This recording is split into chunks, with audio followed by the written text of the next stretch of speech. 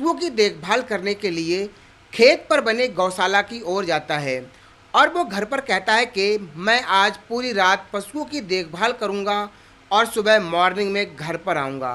घर वाले शाम को खाना खाकर सब सो जाते हैं और जब सुबह होती है तो गांव के कुछ दूरी पर बहुत ही ज़्यादा लोगों की भीड़ लगी हुई होती है।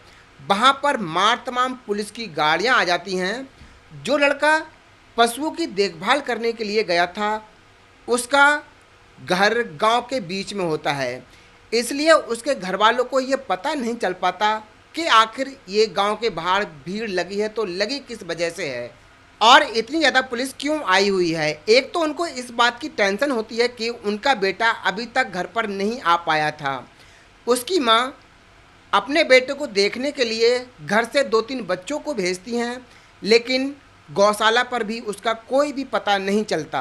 गांव वालों को जो घर के बाहर लाश मिली थी वो उसको भी नहीं पहचान पा रहे थे कि आखिर ये लाश है तो है किसकी, ये लड़का हमारे ही गांव का है या फिर किसी दूसरे गांव का, क्योंकि उसका चेहरा इतनी बुरी तरह से क्षतिग्रस्त कर दिया गया था कि उसको पहचान पाना नामुमकिन था।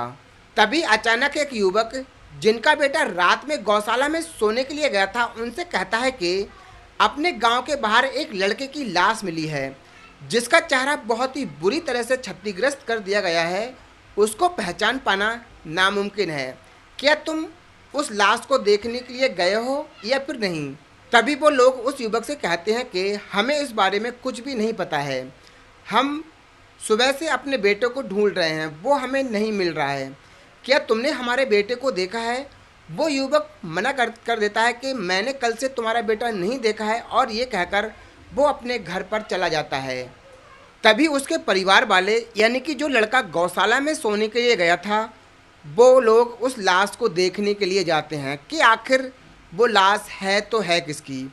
और जब वो लोग उस लाश के पास में पहुंचते हैं और जब वो उस लाश को देखते हैं तो वो लोग कपड़ों से पहचान कर लेते हैं कि ये हमारा बेटा है। जिस तरह से उन लोगों ने उस लड़के को मारा था उसकी बॉडी को देखकर उसके घर वाले यानी कि उसके पिताजी और उसकी माँ बहुत ही ज़्यादा रोते हैं। उसकी माँ रोते रोते वहीं पर बेहोश हो जाती हैं और वो कहती हैं कि मेरे बेटे की किसी से भी दुश्मनी नहीं थी तो इसे मारा है तो मारा किसने है। और वो इतना कह के रोते हुए उसकी बॉडी को देखकर वहीं पर बेहोश हो जाती हैं। गांव वाले उस लड़के के परिवार वालों को संभालते हैं और बॉडी को पोस्टमार्टम के लिए भेज दिया जाता है। तो नमस्कार दोस्तों, अरुण सफ़र में आपका स्वागत है। मैं हूं अरुण सम्राट और आज हम एक ऐसी सच्ची घटना के बारे में बात करेंगे जिसके बारे में आप सुनोगे तो आपके पैरों के तले की ज़मीन हिल जाएगी। ये घटना घटी है उत्तर प्रदेश के कासगंज पटियाली क्षेत्र के सिकंदरपुर बैस्य गाँव में। यहाँ पर एक 20 वर्षीय अंकुर नाम का लड़का रहता था। उसके परिवार में उसके मम्मी पापा, उसका बड़ा भाई और उसके दादा दादी रहते थे। बहुत ही खुशहाल परिवार था। उन लोगों ने घर से काफ़ी दूर अपने खेत में एक गौशाला खोली थी। उस गौशाला में अंकुर अक्सर आता जाता रहता था। आज से लगभग 2 साल पहले अंकुर को अपने पड़ोस की गांव की लड़की से प्यार हो जाता है। अंकुर का गौशाला उस लड़की के गांव से और उसके गांव से दोनों के बीच में होता है और अंकुर के गौशाला के सामने से एक रास्ता गुजरा हुआ होता है जहां से वो लड़की अक्सर गुजरा करती थी। जब भी अंकुर गौशाला में होता था और उस लड़की को उस रास्ते से गुजरते हुए देख लेता था तो अंकुर रास्ते में आकर खड़ा हो जाता था और तब तक उस रास्ते में खड़ा रहता था जब तक वो लड़की उसको दिखती रहती थी। एक दिन अंकुर उस लड़की से अपने प्यार का इजहार कर देता है। वो लड़की भी अंकुर के प्रपोजल को ठुकरा नहीं पाती है और वो भी हाँ कर देती है। फिर धीरे धीरे दोनों पर प्यार का इस तरह भूत चढ़ता है कि वो अब बाहर खेतों पर भी मिलने लगे थे। जिस दिन वो लड़की अंकुर से मिलने के लिए नहीं आती उस दिन अंकुर उसके गांव में जाता था और बार बार उसके घर के चक्कर काटता रहता था। अंकुर के उस लड़की के घर के बार बार चक्कर काटने की वजह से उस लड़की के परिवार वालों को शक हो जाता है कि हमारी लड़की का इस लड़के के साथ कोई ना कोई चक्कर जरूर चल रहा है, इस वजह से ये लड़का हमारे घर के बार बार चक्कर काटता रहता है। वो अपने शक को क्लियर करने के लिए अपनी बेटी पर ध्यान देने लगते हैं। और जब एक दिन उस लड़की को अंकुर खेत पर मिलने के लिए बुलाता है, तो पीछे से उस लड़की के परिवार वाले आ जाते हैं और दोनों को आपत्तिजनक हालत में पकड़ लेते हैं। फिर लड़की के परिवार वाले अंकुर की अच्छे से पिटाई लगाते हैं और उसको वार्निंग देकर छोड़ देते हैं। लड़की के परिवार वाले कहते हैं कि अगर आज के अलावा हमने तुमको अपनी लड़की के साथ देखा तो इसका अंजाम बहुत ही ज़्यादा बुरा होगा। फिर लड़की का बड़ा भाई अंकुर से उसके माता पिता का नाम पूछता है और भाई का नाम पूछकर उसको जाने देता है। लड़की के परिवार वाले लड़की को घर पर लाकर एक कमरे में बंद कर देते हैं और उसकी अच्छे से पिटाई लगाते हैं और उसे वार्निंग देते हैं कि आज के अलावा अगर तुम उस लड़के से मिली तो हम उस लड़के को जान से मार डालेंगे। फिर अगले दिन उस लड़की के पिताजी अंकुर के घर जाते हैं और अंकुर के पिता से शिकायत करते हैं कि देखिएगा, आपका लड़का हमारी लड़की से बात करता है और जो हमको बिल्कुल भी पसंद नहीं है। आप अपने लड़के को समझाइएगा कि वो दोबारा उससे मिलने की कोशिश ना करे। अगर आपका लड़का हमारी लड़की से दोबारा मिला तो इसका अंजाम बहुत ही ज़्यादा बुरा होगा। मैंने अपनी लड़की को समझाया है और वो जहाँ तक मान भी जाएगी। आप भी अपने लड़के को समझाइएगा कि वो दोबारा ऐसी गलती ना करे जिसका उसे खामियाजा भुगतना पड़े। इतना कहकर उस लड़की के पिताजी अंकुर के घर से चले आते हैं। फिर अंकुर के पिताजी अपने बेटे को डांटते हैं और कहते हैं कि क्या हमने तुझे इसी दिन के लिए पैदा किया था जो तेरी आज शिकायतें आने लगी हैं। अगर तू आज के अलावा उस लड़की से मिला तो मैं तेरी टांगें तोड़ दूंगा। घर वालों का प्रेशर पड़ने की वजह से अंकुर उस लड़की से कुछ दिनों के लिए बिल्कुल बात करना बंद कर देता है। लेकिन कुछ महीने बीतने के बाद अंकुर और वो लड़की दोबारा फिर बात करना शुरू कर देते हैं। लेकिन इस बार दोनों खेतों पर मिलना थोड़ा कम कर देते हैं और अंकुर भी उसके घर के बार बार चक्कर नहीं लगाता है।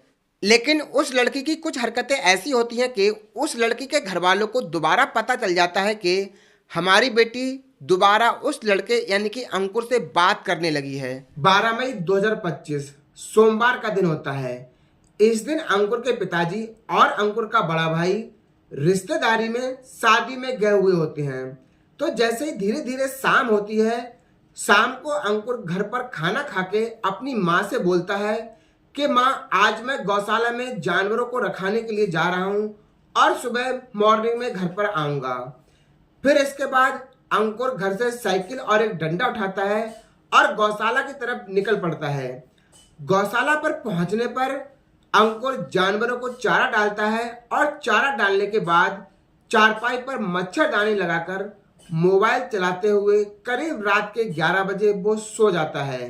तभी करीब रात के 12:30 बजे उस लड़के का भाई अपने परिवार के 4-5 लड़कों को लेकर अंकुर की गौशाला पर आता है और गौशाला पर आकर उस लड़की का भाई अंकुर का मुंह दबा लेता है और अपने साथ में लाए हुए लड़कों से अंकुर को तब तक पिटवाता है जब तक कि अंकुर बेहोश नहीं हो जाता। तभी उस लड़की का भाई अंकुर को अपने कंधे पर लादता है और उसकी गौशाला से उसे काफी दूर ले जाकर उसके प्राइवेट पार्ट पर गोली मारकर उसकी जान ले लेता है और उसके चेहरे को इतनी बुरी तरह से क्षतिग्रस्त कर देता है कि उसकी बॉडी को कोई भी पहचान नहीं पाए। और करीब रात के 3 बजे वो लोग अंकुर की जान लेकर अंकुर की बॉडी को उसके गांव के किनारे फेंक देते हैं। जब सुबह होती है और अंकुर के गांव के लोग उठते हैं तो उन लोगों को गांव के कुछ दूरी पर अंकुर की बॉडी पड़ी हुई मिलती है जिसके प्राइवेट पार्ट पर गोली मारकर उसकी जान ले ली गई होती है और उसका चेहरा इतनी बुरी तरह से क्षतिग्रस्त कर दिया गया होता है कि गांव को लोगों को यह पहचान पाना मुश्किल हो जाता है कि आखिर ये है तो है कौन। गांव वाले घटना की जानकारी पुलिस वालों को देते हैं। पुलिस आती है, जांच पड़ताल करती है, लेकिन पुलिस भी ये पता नहीं लगा पाती कि आखिर इसको इतनी बुरी बेरहमी से क्यों मारा गया है। अंकुर का घर गांव के बीच में होता है, इसलिए अंकुर के घर वालों को यह पता नहीं लग पाता कि गांव के बाहर कोई घटना घटी है और किसी की बॉडी मिली है। उधर अंकुर की माँ अपने घर से 2-3 बच्चों को अंकुर को देखने के लिए गौशाला में भेजती हैं, लेकिन वहां पर भी अंकुर का कोई भी पता नहीं चलता। इस बीच अंकुर के पिताजी और अंकुर का बड़ा भाई भी घर पर आ जाते हैं। तभी गांव का एक युवक अचानक उन लोगों से कहता है कि गांव के बाहर एक घटना घटी है, जहां पर एक लड़के की लाश मिली है और उसके प्राइवेट पार्ट पर गोली मार दी गई है और उसका चेहरा बहुत ही बुरी तरह से क्षतिग्रस्त कर दिया गया है। क्या आप लोग उस बॉडी को देखने के लिए गए हैं या फिर नहीं? तभी अंकुर के पिताजी कहते हैं कि हमें इस बारे में तो कुछ नहीं पता है, हम अपने बेटे को ढूंढ रहे हैं, वो यार शाम से घर पर नहीं आया है, अगर तुमने उसको देखा हो तो हमें बताइए। वो युवक कहता है कि मैंने आपका बेटा कल से नहीं देखा है, और इतना कह के वो अपने घर चला जाता है। तभी अंकुर के पिताजी, अंकुर का भाई और उसकी माँ, जो गांव के बाहर घटना घटी होती है वहां पर देखने के लिए जाते हैं। अंकुर के परिवार वाले उस बॉडी के कपड़े देखकर उसे पहचान लेते हैं कि ये हमारा बेटा है, और वो उस बॉडी को देखकर बहुत ही ज़्यादा रोते हैं। उसकी माँ इतनी ज़्यादा रोती हैं कि मैं आप लोगों को इस वीडियो में बता नहीं सकता हूँ, क्योंकि अंकुर को मारा इतनी बुरी तरह से गया था। उसकी माँ रोते रोते बेहोश हो जाती हैं। जैसे तैसे गांव वाले उन लोगों को संभालते हैं। तभी पुलिस उस बॉडी को पोस्टमार्टम के लिए भिजवा देती है। तभी पुलिस वाले अंकुर के बड़े भाई से पूछताछ करते हैं कि आखिर अंकुर को मारा है तो मारा किसने है, या फिर इसकी किसी से दुश्मनी तो नहीं चल रही थी। तभी अंकुर का बड़ा भाई बताता है कि अंकुर पड़ोस की गांव की लड़की से बात करता था।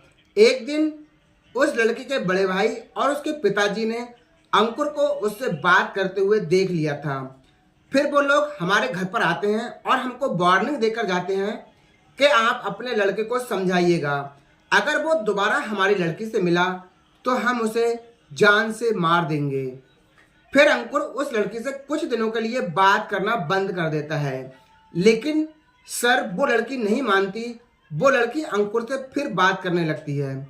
तो मुझे लगता है कि ये पूरा काम उस लड़की के परिवार वालों ने ही किया है। फिर पुलिस उस लड़की के घर जाती है और अच्छे से जांच पड़ताल करती है। पुलिस वाले उस लड़की के भाई, पिताजी और उसके परिवार के एक लड़के को उठाकर लाते हैं और थाने में उनकी अच्छे से खातिरदारी करते हैं। पहले तो वो मना करते हैं कि हमने ऐसा कुछ भी नहीं किया है, इस केस से हमारा कोई भी लिंक नहीं है। लेकिन जब उन पर डंडे पड़ते हैं तो वो साफ साफ कबूल जाते हैं कि अंकुर को हमने ही मारा है।